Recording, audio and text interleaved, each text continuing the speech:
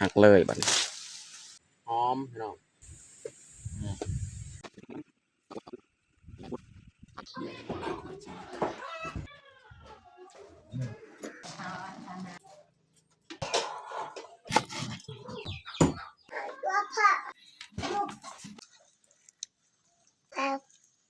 โอ้พี่น้องนี่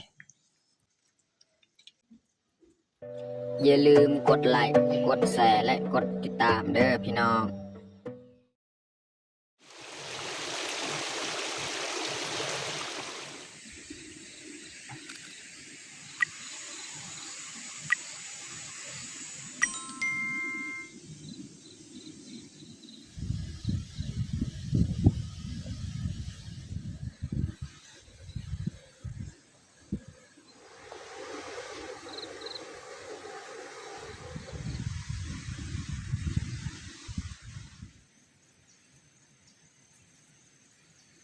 ครับสบายดีแล้วก็สวัสดีเบิร์ดสู่ครูสุคนเนาะยินดีต้อนรับเขาสู่ซองบ่าวยืนมื้อนี้ก็พาเมียเขาให้คือเขาสิลงมาเก็บพืชผักให้แล้วก็เสียหญ้าตามส่วนผักกาดส่วนบัวหั่นเขาจะเสียหญ้าแล้วก็ไปเลาะเก็บพืชผักตามห้วยเนาะหรือว่าตามไร่อันใดที่เขาเก็บกินได้แล้วก็มื้อนี้เขาก็บ่ได้ถือข้าวน้ำมานำว่าลูกสาวน้องแพงน้องพลอยก็ยังอยู่บ้านแต่เขาจะลงเก็บพืชผักกลับบ้านกินพืชยากอยู่บ้านแต่ว่าช่วงนี้ก็อากาศเริ่มสีหนาวๆแล้วพี่น้องเนาะ2-3 มื้ออันนี้ก็เริ่มหนาวจังไดก็อยากฝากให้ทุกคนจงรักษาสุขภาพนำกันเนาะเพื่อบ่ให้เป็นหวัดเป็นไอให้ใส่เสื้ออุ่นๆเนาะเสื้อกันหนาวพี่น้องเนาะเอาบ่ไรห่างแต่พี่น้องไปตามเบิ่งว่าสิเก็บพืชผักแล้วก็เสียหญ้าสวนเฮาทั้งนั้นเนาะแต่ว่าตอนนี้นี่เบิ่งสิแดดหน่อยนึงพี่น้องเอาแต่ทุกคนตามเบิ่งตามชมแบบยาวเลย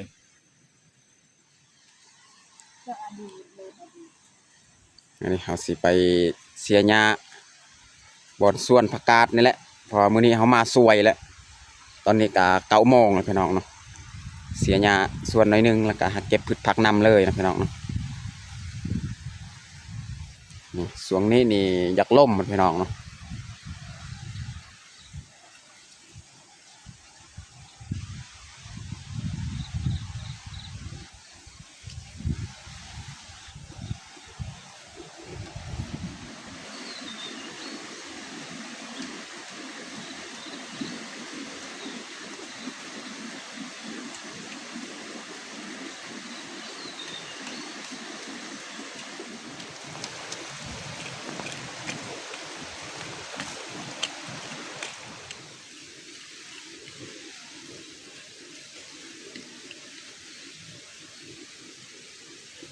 เสียหญ้าอ่อนพี่น้องเนาะ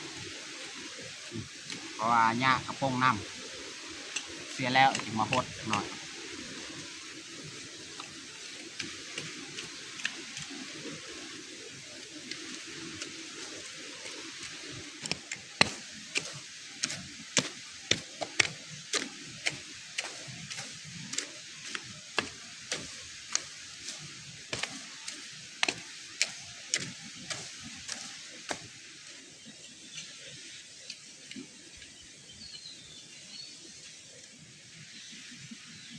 อันนี้เขาจะลกหญ้าเลยนะmuốn này cà phê hệ phở ê đúng còn đây đấy เพราะว่าเขาบริจูดเนาะจูดบ่ใหม่แบบนี้นี่หญ้าจะปงนะพี่น้องเนาะเห็ดส่วนเขาบริจูดนี่หญ้าจะปง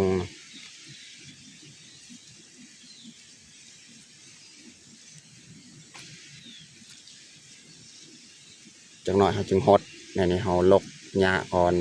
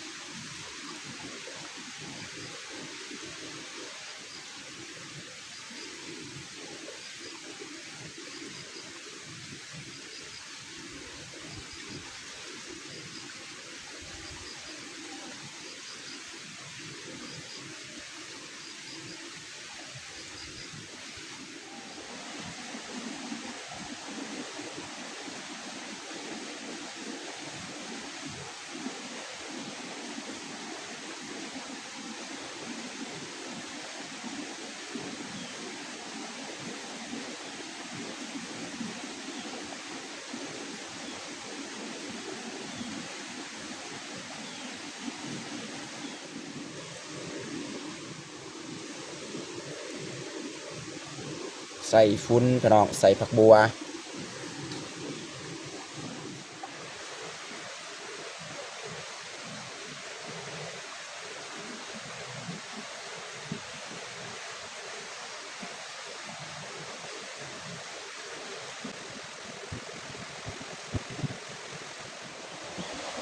ตอนนี้ก็เรียบร้อยแล้วเฮาลกหญ้าแล้วก็หดเลยเนาะผักของเฮานี่ผักบัวเนี่ยเฮาก็ใส่ฝุ่นไปนำหดนำเลยเนาะส่วนเมียนี่แม่นไปขุดอันนั้นอยู่เทิงพูนพี่น้องไปขุดคุมแล้วก็จูดเลยเนาะขุดอยู่เทิงบ่อนเมียสิปลูกกับซุกินี่เนาะเพราะว่าซุกินี่เนี่ยเขาขุดเป็นคุมเลยเป็นคุมแล้วก็ใส่ฝุ่นจูดแล้วจึงมาปลูกเนาะบัดนี้เขาสิเก็บพืชผักเลยบัดนี้หลังจากสำเร็จเขาหดผักลกหญ้าเนาะเขาสิหาเก็บพืชผักบัดนี้นี่เมียจะจูดใส่ฝุ่นทั้งรุมและขี่งัวขี่ควายเนี่ยแล้วก็จูดทั้งเทิงมาปลูกใส่ซุกินีนะเราเห็ดแบบนี้มันจะงามพี่น้องเนาะ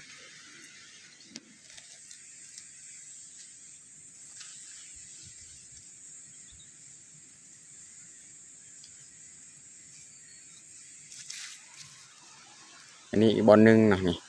แต่เมียจะเอาฟืนแล้วก็มาใส่เลยเนาะเราจะจุดไว้เป็นจุดเป็นจุดเลยเนาะ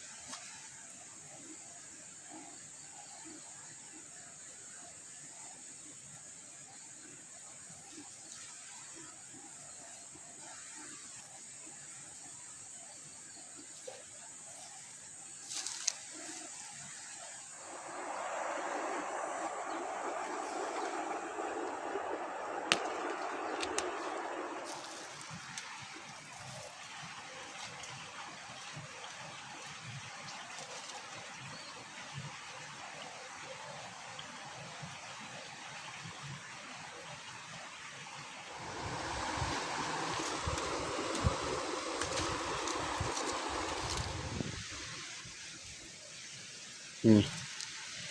ดอกกับหอมเปรนี่โอ้ใหญ่ขนาดเลยหอมเปรนี่ต้นงามๆหอมเปรนี่มีหลายแถวนี้แถวสวนพริกเอาพริกนี่ยังหน่อยนึงนี่เสียยังบ่ทันเบิดแถวนี้นะ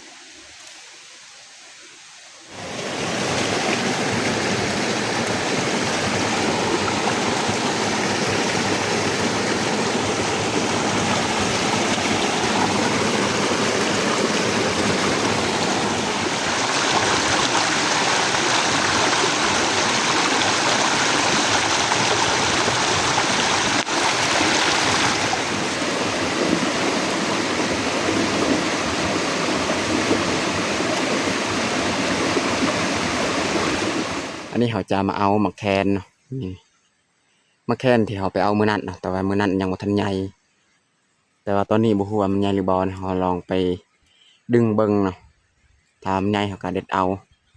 ถ้าว่ามากมันใหญ่เนาะ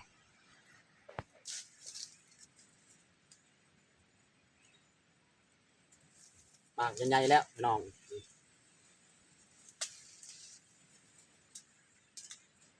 นี่หอมพี่น้อง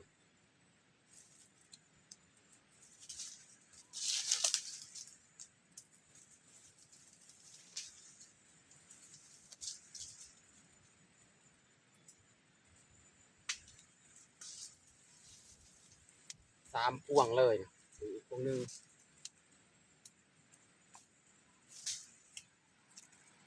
นี่พี่น้องในพวงหนึ่งหักเลยบัดนี้เม็ดใหญ่ๆแล้วตัวนี้นะ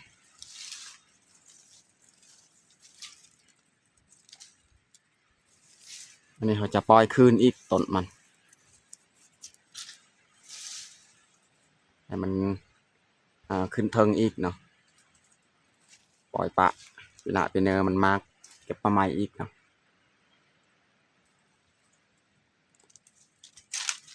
นี่3 พวงแล้วพี่น้องโอ้หมากเม็ดใหญ่ๆพี่น้อง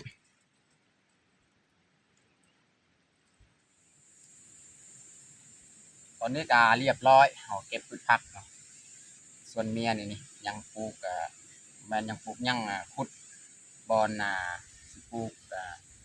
ผักหรือว่าปลูกซุกินี่แหละไปเก็บผักกูดเนาะ เอาแบ่ง เอาใดนี่แหละพี่น้องนี่พี่น้องหลายท่านนี่อาจจะบ่ฮู้ก็มีเนาะมักแคนหรือว่ามักมาดหอมเนาะมากอันนี้เวลาเอาไปปรุงแต่งใส่อาหารนะเพราะว่าจะเป็นต้มแกงอบนะคักสุดนะมักแคน นี่เจ้าย อดบวบ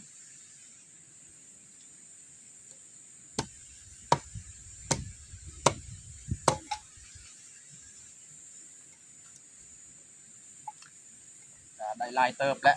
พืชผักของเรา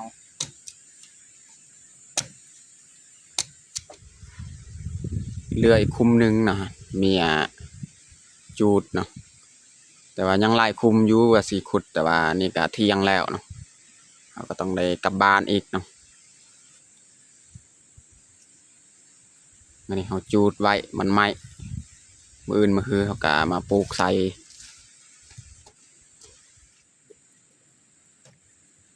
เขาจะยัดเลยเนาะนี่มาคือเขาเก็บใบเมื่อนั้นแหละ3 หน่วยเนี่ยมาเก็บเอาเมื่อนะ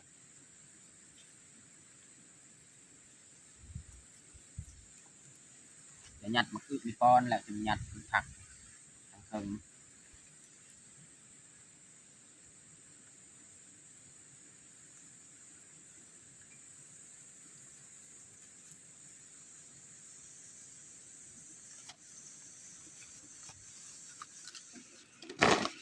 นี่มักพริกเมียเก็บน้อยนึงยอดบวบยอด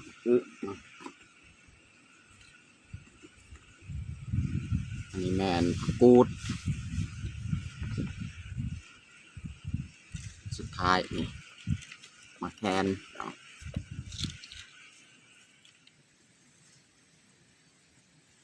ตอนนี้ก็เรียบร้อยเอายัด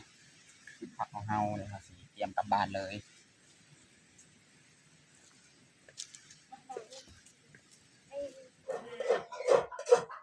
ตอนนี้เฮากามาฮอดบ้านเป็นเฮาสีเอาออกพืชผักของเฮาเตรียมเฮ็ดอาหารเที่ยงเลย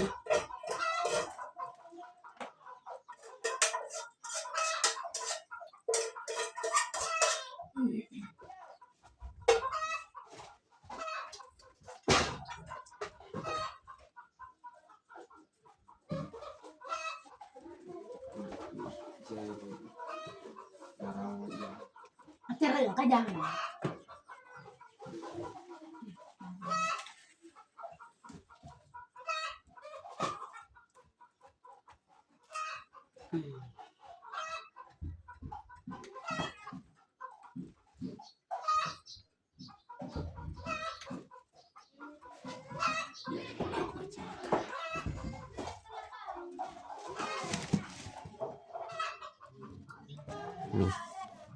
ยอดผักกูด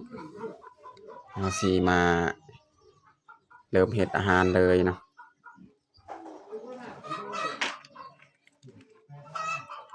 มาแคนนี่เขาจะห้อยไว้พี่น้องนะ เขาย่างใส่ ห้อยไว้อยู่นี่แหละเวลาเอาเฮ็ดกินก็เอามากินเลยเอามาตำกิน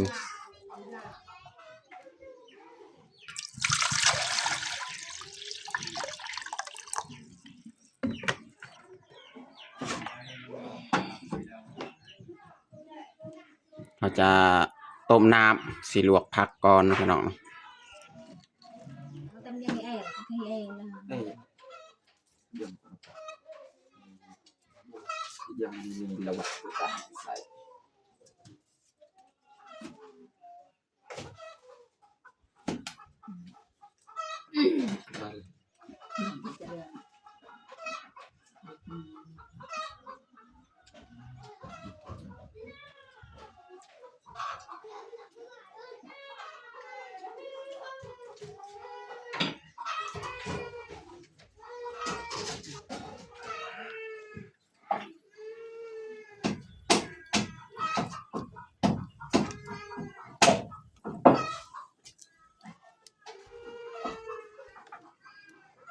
อันนี้แม่นนก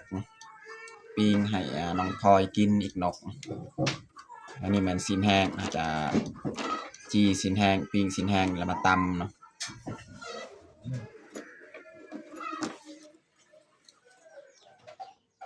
วันนี้เราจะลวกมักบวบอย่างน้อยจึงลวกกับผักกูดเนาะส่วนยอดคือมะบวบเราจะเอาไว้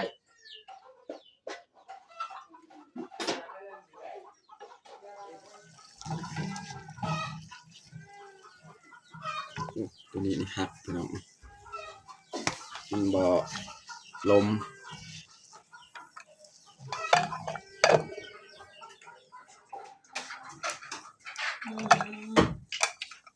วันนี้เราจะใส่ผักกูดอีกนะ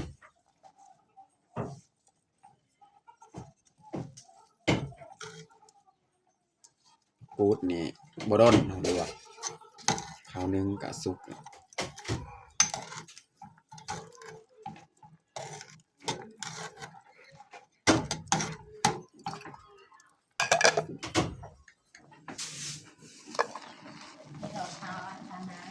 ตอนนี้ก็สุกเรียบร้อยเอ็นยำกระสันดาวสร้างเปลือกเลยขนาดปีก็นั่งยังไปขนาดนั้นตันแล้วเจ้าแต่แค่นี้แหละ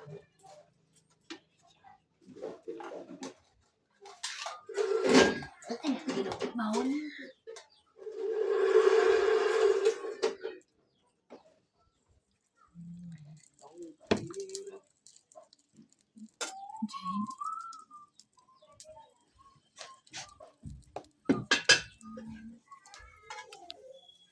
ตอนนี้ก็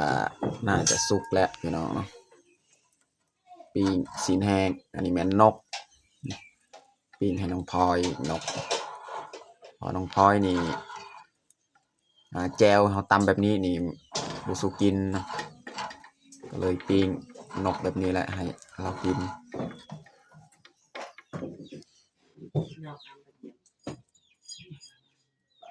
อยากไปเดียววันเปลี่ยนไปอยู่ไม่ได้หลายคนนึงโอ้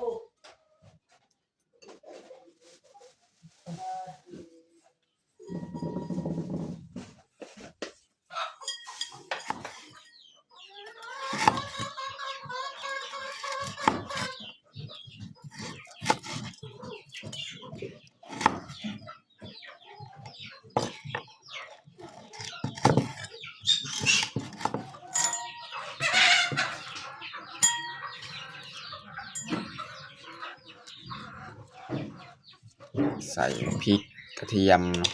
หอมแดงแล้วก็ใส่เกลือเป็นนัวอีกนะ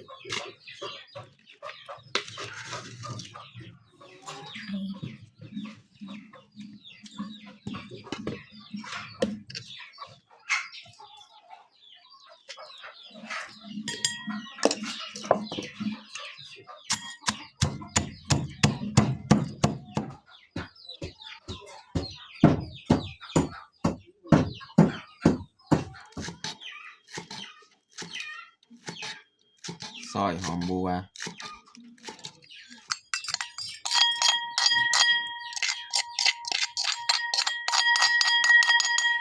วันนี้เราจะใส่น้ำนะพี่น้องเอาผักส้มแจว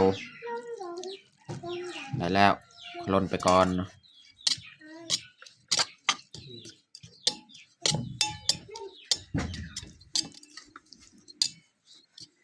วันนี้เขาจะใส่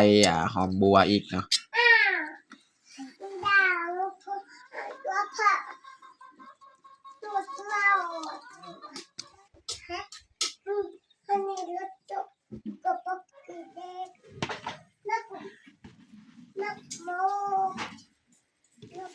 นกของน้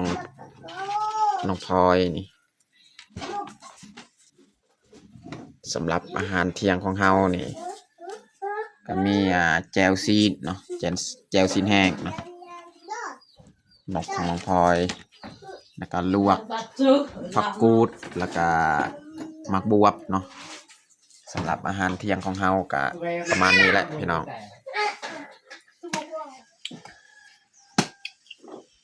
เนี่ยจะพามักอึเนาะมานึ่งให้น้องแพงน้องพลอยกินนึ่งใส่หวดเลยนะพี่น้องมักอึมักอึน้องพลอยกินมักอึมั้งกูจะหากู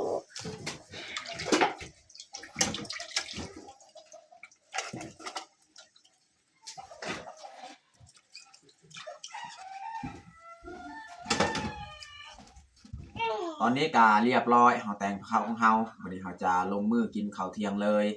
เอามาทุกคนมากินข้าวเที่ยงน้ำกันเอาน้องพลอยลุงปามกินข้าวข้าวเที่ยงเอามากินข้าวเที่ยงน้ำกันน้องแพงก็มาอีกแล้วเอากินโน่ดำรู้นกน้องแพงกันจ่าเนาะแมวนกเลยแพงจุ่น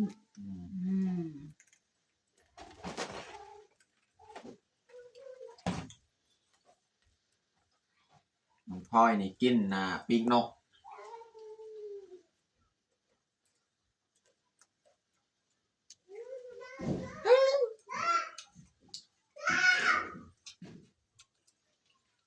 มีอันนึงมักอึให้น้องแพงน้องพลอยกินมักอึเรื่อง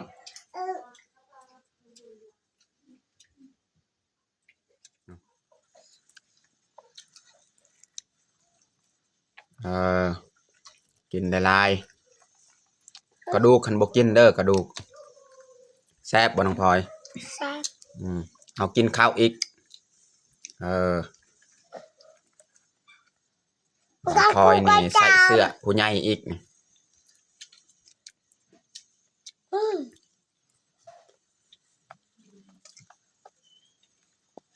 น้องแพงนี่กินมาบวบนี่น้องพลอยก็กินคือกันมาบวบเอากินอีกเบิ้งน้องพลอย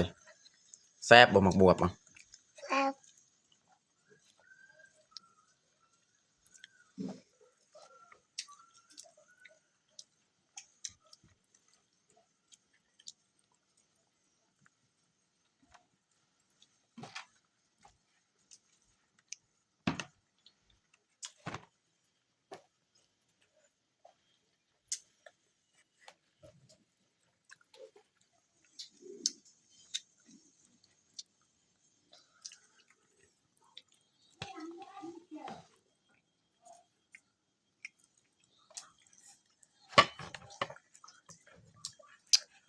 คุยกับแจวพี่น้องนี่